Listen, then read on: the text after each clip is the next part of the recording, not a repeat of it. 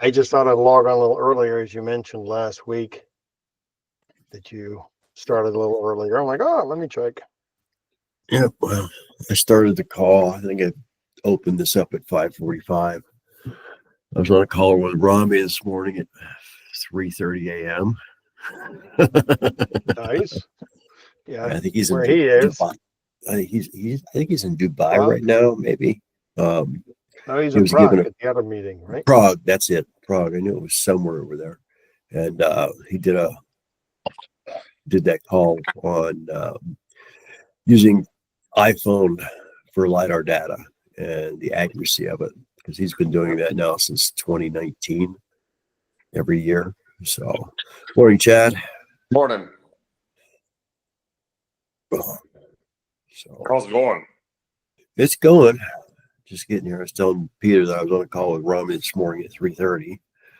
So he was surprised to see me. I said, "Come on, dude. You know I'm up this early. This is my timeline." At 3:30, Yeah. Rami was up too? Well, he's in Prague He's right in Prague now. in Europe. He's 6 hours ahead of us, or 7 maybe even. Oh. It What's was he 11.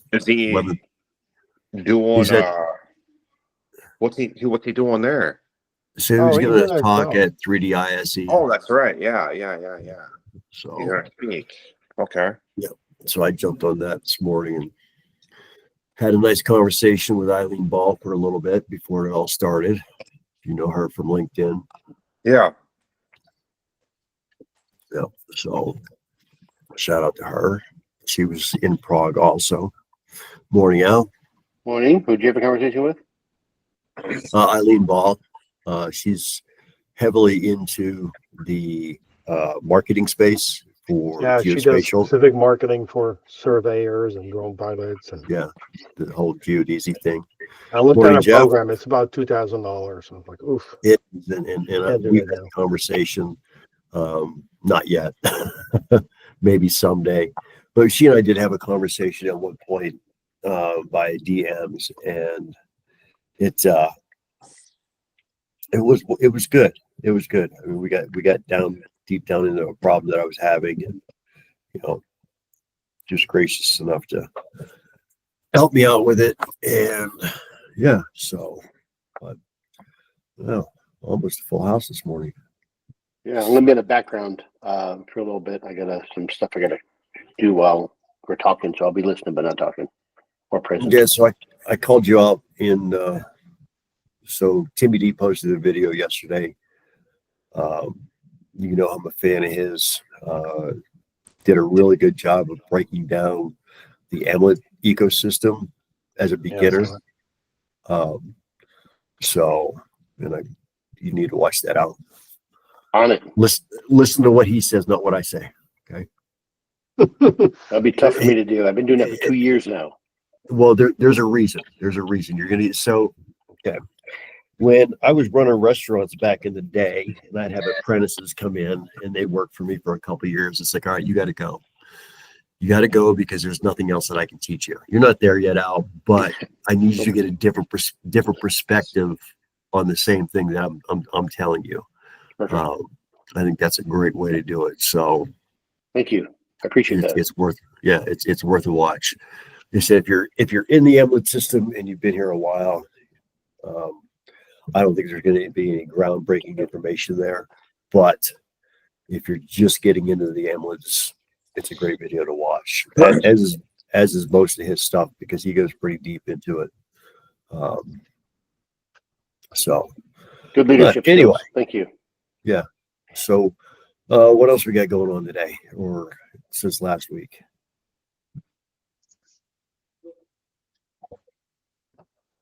Okay. That's a lot. Yeah, I see people trying to talk because you're showing up but you're not getting any sound. So hey, can you guys hear me? Yeah, I can hear you now. Hey, yeah, I'm driving to Baltimore this morning, so I'm joining you en route in the car. So, well, I'll keep my comments about Baltimore to myself. yeah. What are you doing in my neck of the woods? I'm taking a flight to Orlando Mm. for sim training for 5 days. Yep. More sim training. Turboprop or jet? This is jet. This is a Citation jet. Okay. So less likely to kill you given our last conversation. Yeah, yeah. Not that it can't.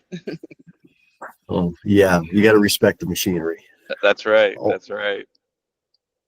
So Yeah, I try. it'll be good. I'm gonna meet with Jeff here on Saturday, so it'll be good to see him, man. Yeah, you too. Nice. We're gonna connect, take advantage of the opportunity and the location where I'm gonna be. So Where exactly is this training at? right at a sim facility and training center there. It's called CAE. They're Okay, big you in cut the out a sim little industry. bit. Oh, I said it's CAE is the name of the training facility right at Orlando Airport. Oh, right at the airport. Yeah, they're Okay. pretty big in simulator training across the nation. Got it. Yeah. I was just in Tampa. I thought about staying a little bit longer and contacting David, but I'm like, I got too much shit to do. Yeah, and he's got a lot going on too. Yeah. I don't know if you probably follow him on LinkedIn. Mm-hmm. And you probably follow Teach. I made an introduction between the two, and it seems that Saw that it. was a very fruitful introduction for them. I think the next person that Teach needs to talk to is Jason Sansucci, because I think Jason can.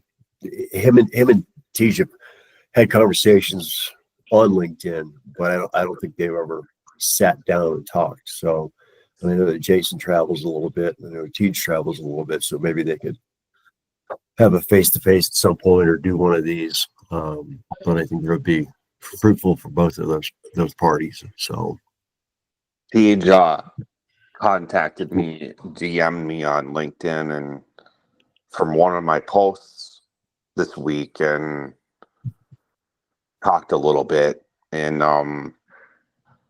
yeah, he said I should join his platform, and I guess like, before I even could respond, he says, "Well, I see that you're already here."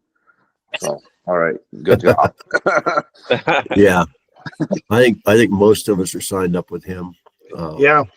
I had my meeting Oh. with Chris and 2 weeks ago, and he's like, hey, you're now approved in the system, but I haven't seen anything come. And the other thing that's been interesting is I've been uploading more videos, and I don't know why the last 4 or 5 videos that I uploaded, they they haven't scored them yet, right? They haven't given it points yet, so I don't know what's going on. From Yeah, YouTube, or Sorry, from where? Like, to at what platform? Like YouTube or Red. on Brad. Oh, yeah, I haven't done that. Yeah, my last 6 videos that I uploaded, 10 days ago, Okay. 14 days ago, they have not given it any points yet, so I don't know why. But it's also, there's something weird going on because I can see the lines, but not the title of the video, so I might have to send them a message, because every week I'm doing progression monitoring. I'm like, I can grab a video as long. Now I'm making sure that they're longer than a minute. Yeah, that's good. And that Well, way, the nice thing, we talk about that. I think as long as we're doing, and I haven't had a job that's required it. I guess I could slow my flights down, but if you've got a bigger job site, as long as you're working in a multiple that you can easily cut down to 5 or 10 seconds, so that you can put together that the building coming out of the ground. I don't know how else to say it, but the start to finish of the job. I mean, that's why I stick with that 1 minute flight. But like I said, as long as you're using a multiple that you can cut easily into, like with a 1 minute, I'm usually using a 6-second clip or some multiple that's 60, so that I can make that work. If you looked at that video that I posted, the last video that I actually posted as a pilot and not one of these meetings, it was Severance Library in 84 seconds. And it was just an odd timeline because it was what it was. But anyway, Well, what happened to me, one of the sites is that I didn't know exactly where they're going to build. So I was kind of an L-shaped site. So I was flying the whole site. And now that as it's progressing, it's like, okay, everything happens in this front corner of the site. So last a week, so like 1 week, I don't know what I'm doing wrong. I was able to take my M3E, mark, do the POI, the circle video. yep. And it says select, what does it say? Select your, not POI, it says something else, your, Waypoint. Waypoint. Yeah. and I looked it up online. I'm like, 1 week I was able to do it. I just drew it on the screen, said, hey, circle down here. The second week, I could not get it to find a point. And I placed a marker point with the drone, dropped that down, they selected that and then set the circle function. It would not rotate around that point. It would just, I don't know what I'm doing wrong. If you look up at the top, you'll see your flight route. Then next to it, once you mark a waypoint, if you look at the top left where it says your flight route, there should be another icon with a waypoint with an eyeball on it. Click that to look at your waypoint, Yeah, and then click your POI. got it. But you say a waypoint, so not a marker point. Well, yes, it is a marker point. It's so The blue ones. A pinpoint, Yeah. I should say. yeah, Yeah. a pinpoint. I So saw that one time because once it does that, when you introduce yaw, it will you see that little circle with speed, right? And then you can lock it in with C1, and then you can set it. I'm like, I couldn't get it to work last week. It drove me nuts. yeah, it's one of those things that if you're not doing it a lot, it can be a little tricky to remember how to do it. But getting back to circling the whole site, I mean, if you look at that Severance job, the initial flights, I was flying the whole site because I didn't have the exact location of the building. But once I got that dialed in, once I set that waypoint up, it stays there week after week after week. I don't have to reset it. And what I did for that Severance job was there was an HVAC unit on top of one of the buildings, and I would click on my waypoint, and then I would fly to that or back out to that, and that gave me my circle. So that way I was doing the same every time. So just find a point that you can remember, and then just mark your waypoint or your pinpoint, and then just back off from that. For me, it was an HVAC unit on that job. I'm actually going to fly a job today, later in the day, to a school that we're getting ready to break ground on. It's a 10-acre site. So, and I haven't looked at the prints yet. I haven't got a hold of those, so I don't know exactly where that's going to be. But I'm going to go out and I'm going to fly a map of it today so we can do that existing conditions. The only issue so we've got to the west, there's another 10-acre site that 2 weeks ago, there was nothing there. And now they have gotten down to grade. So they moved a buttload of dirt off of that site. And then across the street, there's another site that's under construction. So there's a lot of construction traffic there.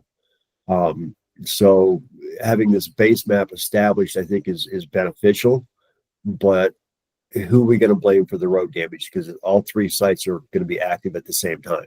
If there is road damage, I mean, that's one of the things that I push, but that's just the purpose of today's flight, was for that baseline map. And it's nice. It's a flat site. So, I mean, there's not a lot of, it's not a neutral site, meaning that we're going to have to bring dirt in, but not as much as some sites.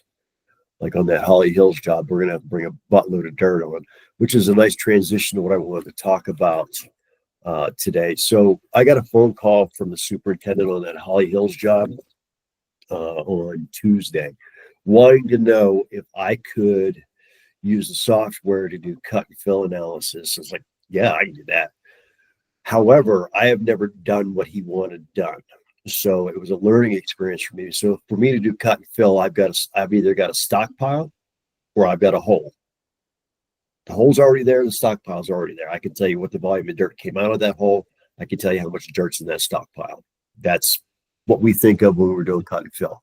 Well, I'm going to share screen here. This one. So down here on the southwest side or southeast side of the site, see this yellow polygon down here? Yeah. Okay, so up this building, and this is a new, this was not in our original scope of work, but we're gonna have to take that building and move it to this location. So Chris wanted to know if I could come in here and figure out how much dirt's gonna have to be moved out of this space. I'm like, okay, I think I can figure that out. Well, it was a lot simpler than what I thought it was gonna be. I thought I was going to have to go back and fix 4D-Matic and use that software and then import that in. But it was just a matter of me drawing this polygon and then coming up to the volume. Where's that polygon? Just select that. Just select volume. And, just draw the line around it. So this is for an excavation. So we're trying to figure out how much dirt we're going to move out of here. So we've got 2,300 square feet. Elevations go from 5505 to 5509. The elevation difference is 3 feet. So what I did is, if you look over here on the left, I've got all the corner elevations. So with those, I did slopes, and I sent that to him, but then he realized that that's not what he wanted. So, and that's when this conversation came up. So what we needed to do was figure out, okay, or what I needed to do was figure out, okay, what is our elevation going to be for this pad, basically? And for that, all he wanted for that was, okay, what's the height back of curb? So I came down here, and my back of curb is 5505.5. So it's just a matter of coming in down to where it says triangulated and change that to custom. And then you're going to go ahead and put your elevation in right here. Where left 55. Oh. Where Didn't did it replace go? it. It didn't replace it. So It highlighted it, and then there we go. 5505.5. And then just calculate volume, and it should give us about 69 yards of dirt, plus or minus 2 yards, which he thought was absolutely amazing. So, oh wait, so I did something wrong here. My cut volume is 159. I have to look at that again. But it's as simple as doing what I just did. Custom. What's that? I said custom. Use the custom instead of It triangulated is. in there. No, it is. Yep. You did do custom. I did do custom. Let me look at this one. Yeah, see, this is the initial one that I did. Because I'm off a foot. So back at curb is 5506.55. And it was plus or minus 3 yards of dirt. So he wasn't happy that he has to move that much dirt. But like I said, this is an infill site. There's going to be a lot of dirt moved into this site because, as you can see from the contour lines, that school is going to sit right about where that blue pin is here. It's going to be about the middle of the school. So they're going to have to dig down and then over exit down and then refill it partially, compact it down. But to get the rest of these elevations in line with the school, there's going to be a lot of infill brought in. So, but yeah, it was really simple to do, simpler than I thought it was going to be to do that in here, which was surprising. And I tried to show you all this last week on my iPad, and I posted a picture of it. Let's get rid of these contours because they're just annoying. I posted it last week.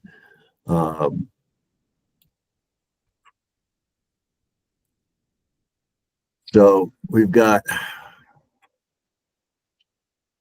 my truck and Al's Jeep, and this was completely unplanned. But I mean, like I made the post is that, workflow starts with the park job. I mean, I am, how good is that? But what's even funnier when we pull up the first time I was on site, which was the previous Saturday, maybe here it is. I'm not off by much. So I'm a creature of habit. The other thing I don't know if it came through last week when I was playing with these compare mode. Jeff and I had the conversation by text that he took a page out of Mike Lilly's book, and you shoot it every time because that way everything meshes together really well. So, for example, this walkway here, I think that's pretty tight. Yeah. I think that's pretty tight. Pretty So darn good. yeah, and that's on pretty much on everything. So, and we talk when Al and I shot this, I had to add some more GCPs. If we look at this map versus, so I've got all this area up here, and then I'm further to the east and further to the west than I was on February 8th. And the other thing that happened was we had some growth on the site. By growth, I mean grass. Because you can see the site's pretty brown here. Let me get rid of these contours. Pretty brown. And we could find my control points a lot easier. So like right here. All right, maybe not. So that right there is an aluminum disc. And it lines up really well. But because of just moving through the seasons, there's now grass growing there, and nobody's maintaining the site as far as cutting the grass and whatnot. So that's gone now. You can't find it. Okay, it's not there anywhere. I don't know what this little 1 foot thing here is. Well, it's a volume. Let's get rid of that. But if we do the comparison between the two sites in that area, I'm still dead on. So you can see it there. You can actually see that disc much better in this photo. Yeah. But finding those initially, so I couldn't verify if that's my point or not. And getting back on track here with this. So for the April 12th shot, which is on the right side here, I had to add some more control points. So I added the control points outside of the existing site from the 8th. So I've got stuff over on this street somewhere that we didn't have before. And I used my existing ones from the previous flights as checkpoints, and everything just lined up really, really well. So I'm not finding them. So you can go back and use your control points from a previous flight. I mean, I use the same control points every flight anyway, but I added some new ones because I couldn't find not because I couldn't find the old ones. I didn't realize that was going to be a problem because somebody didn't walk the site that morning before he flew, Michael. But fortunately, I added these new points, and it made it. I used those as my ground control, and it just worked, and everything's hot, just tight. I mean, you saw there's one right there.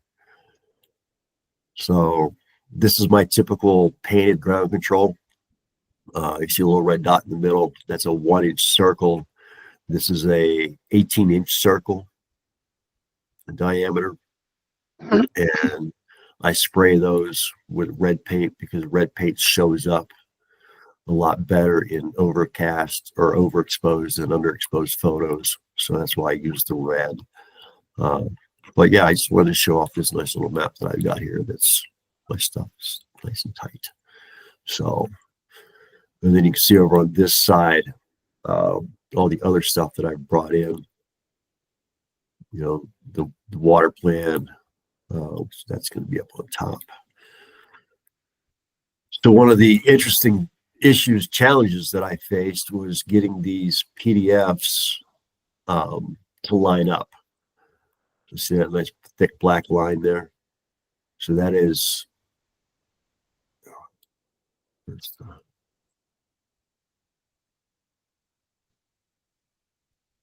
here it is, marked up. Why is that? Doesn't matter. But you can see when you zoom in, I'm off a little bit, okay, because I'm scaling and rotating these, so they're not as accurate as they could be.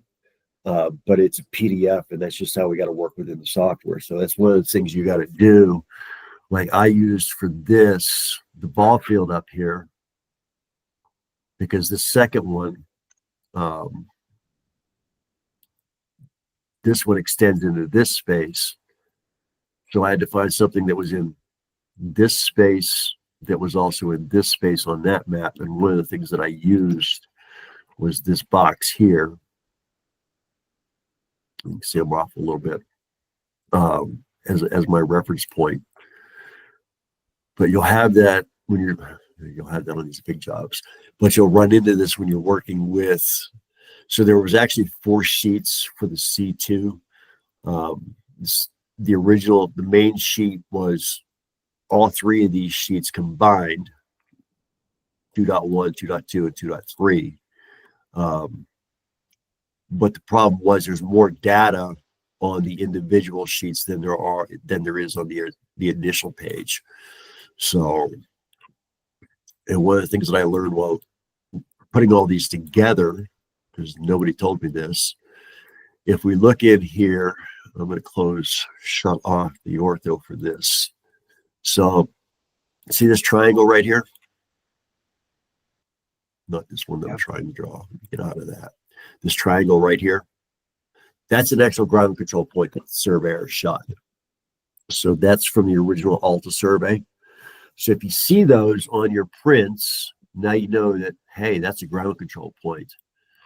We come up here. Is that on the site plan? So yes, it is. So the really light lines that you're seeing here, not these dark lines. So this is what's going to be the new. The lighter lines are existing. Okay. Correct. Yep. So like I said, there's that point over there. So to line this section up, where'd it go? To line this section up, I gotta find it. Just do this. So I know where I am. There it is. To line C1 up, or C2.1, I took this one, and then the other one that I used was the control point that was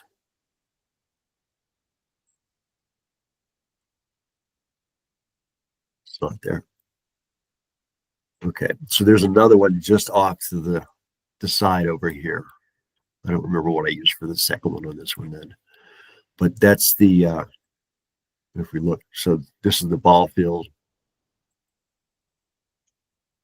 And I mean, it lines up really well for the original Alta that they did on this. So, like I said, there's a point right here.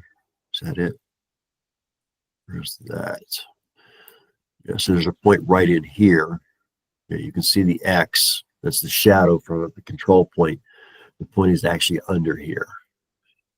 But if you look for those little triangles on your Alta surveys, those are going to be generally going to be a survey marker of some point, of some type.